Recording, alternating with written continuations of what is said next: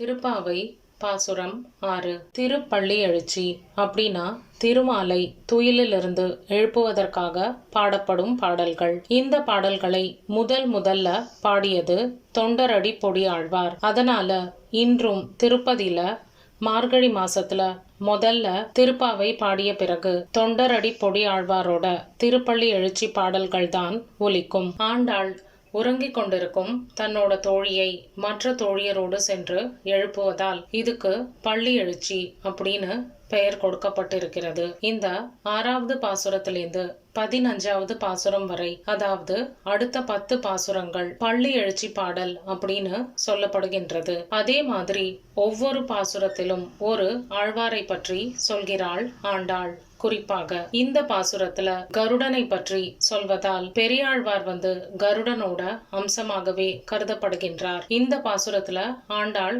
குறிக்கும் அந்த ஆழ்வார் பெரியாழ்வார். புல்லும் சிலம்பின கான். புல் அப்படின்னா பறவைகள், சின்ன சின்ன பறவைகள் அதிகாலை வேளையில துயில் எழுந்து, அதாவது விழித்து கொண்டு தங்களோட கூட்லேருந்து சின்ன சின்னதா சத்தம் ஓசை எழுப்புகின்றதாம். இந்த சின்ன ஓசை உன்னோட காதுல விழவில்லையா அப்படின்னு உறங்கிக் கொண்டிருக்கும் தோழியிடம் ஆண்டாள் கேட்கிறாள். புல்லரையன் கோயிலில். புல்லரையன் அப்படின்னா பறவைகளுக்கு அரசனான கருடன். கருட பகவான வாகனமாக கொண்ட மகாவிஷ்ணுவோட கோவில்ல வெள்ளை வெளிச்சங்கின் பேரரவம் கேட்டிலையோ.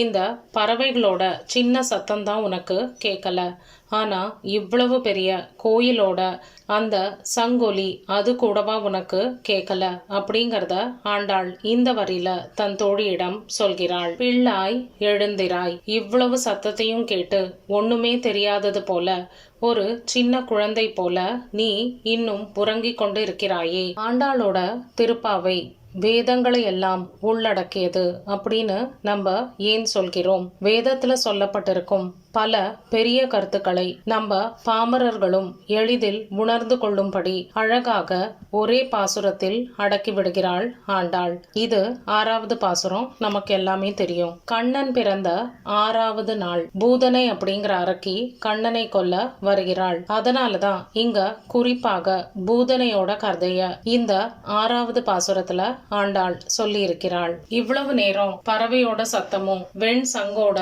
ஒலியும் கேட்கலையா அப்படின்னு தோழியிடம் கேட்டும் அவள் உறக்கத்தில் இருந்து எழுவதாகவே இல்லை. அதனால ஆண்டாள் இப்போ இந்த தோழிக்கு ரொம்ப பிடிச்ச அந்த விஷயம் கண்ணன்.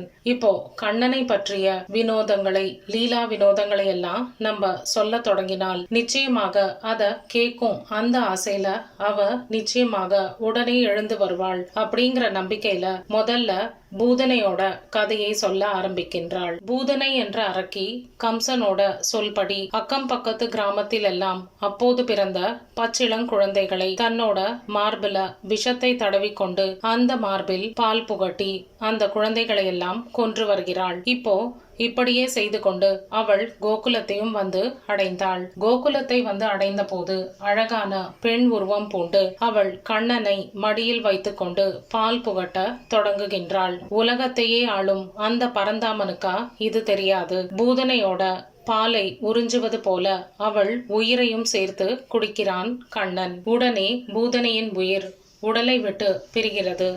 இப்போ அந்த இறந்த அரக்கியின் மீது அமர்ந்து கொண்டு விளையாடும் குழந்தை கண்ணனை பார்த்து ஓடி அந்த கோகுலவாசிகள் கையில் எடுத்து கொள்கிறார்கள். குழந்தையை காப்பாற்றி விட்டோம் அப்படிங்கிற ஒரு சந்தோஷத்துல, கோவத்துல அந்த அரக்கியோட உடலை கண்டம் துண்டமாக வெட்டி ஊருக்கு எல்லையில ஒரு ஒதுக்குப்புறமான இடத்துல கொண்டு போய் போட்டு கட்டைகளை எல்லாம் போட்டு அந்த உடலை எரிக்க விடுகிறார்கள். ஆனா என்ன ஒரு ஆச்சரியம், அந்த உடல்லேந்து சந்தனம் போன்ற நறுமணம் எழும்புகின்றது. இப்போ எல்லாருக்குமே ஒரே ஆச்சரியம். ஆனா பகவானுக்கு மட்டும்தான் அந்த உண்மை தெரியும். ஒரு நொடி பொழுதே ஆனாலும் தாய் ஸ்தானத்துல அவள் இருந்ததால் அந்த தாய்மைக்கு மதிப்பு கொடுத்து பகவான் அவளை தாயாகவே நினைத்து அவளுக்கும் மோட்சம் கொடுத்ததால் அவளோட அந்த எரியும் உடலில் இருந்து நறுமணம் வீசியது. இது நடந்த கொஞ்ச நாள் கழித்து சகடாசுரன் அப்படிங்கிற ஒரு அசுரன் வருகிறான்.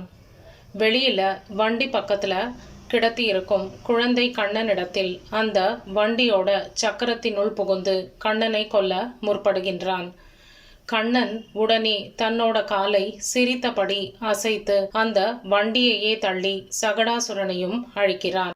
இப்படி குழந்தை உருவத்துல பல லீலைகளை செய்த கண்ணனோட மாயா வினோதங்களை எல்லாம் விவரிக்கிறாள் ஆண்டாள். வெள்ளத்தரவின் துயில் அமர்ந்த வித்தினை. வெள்ளத்தரவு அப்படின்னா திருப்பார்கடல்ல, அரவுனா பாம்பு, ஆதிசேஷன் மீது சயனித்து கொண்டிருக்கும் பத்மநாபா, நீ இந்த பிரபஞ்சத்திற்கே காரணமாக, ஒரு காரியமாக, எல்லாமுமாக இருப்பவன், இந்த பிரபஞ்சத்திற்கே ஒரு விதையாக இருப்பவன் அப்படிங்கறத குறிப்பால் இங்கே சொல்கிறாள் ஆண்டாள். உள்ளத்து கொண்டு முனிவர்களும் யோகிகளும். இப்படிப்பட்ட உன்னை தங்களோட மனசுல இருத்தி எப்போதுமே முனிவர்களும் யோகிகளும் தவம் செய்து கொண்டிருக்கிறார்கள், உன்னோட திருப்பாதத்தை அடைய வேண்டும் என்பதற்காக. இங்க ஒரு வகையில உறங்கிக் கொண்டிருக்கும் அந்த தோழியும் கண்ணனோட மயக்கத்திலேயே சதா சர்வ காலமும் கண்மூடி கனவு கண்டு கொண்டு இருப்பதால் இப்போ இந்த தோழியையும் ஆண்டாள் யோகி என்று சொல்கிறாள். காரணம், அவ எப்பவுமே ஒரு மயக்கத்துல, கண்ணனோட மயக்கத்துல எப்பவுமே கண்மூடி கண்ணனை பற்றியே கனவு கண்டு கொண்டு உறக்கத்திலிருந்து எழாதது போல படுத்து கிடக்கிறாள்.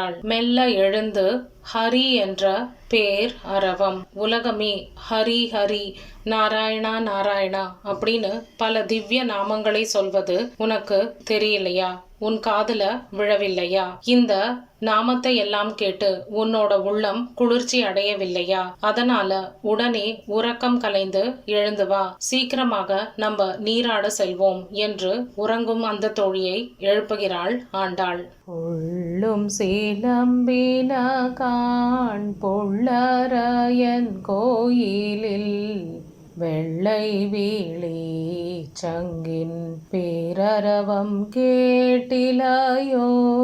பிள்ளாய் எழுந்திராய் பேமுலை நஞ்சுண்டு கள்ள ஜகடம் கலகழிய காலோச்சி வெள்ளத்தரவில்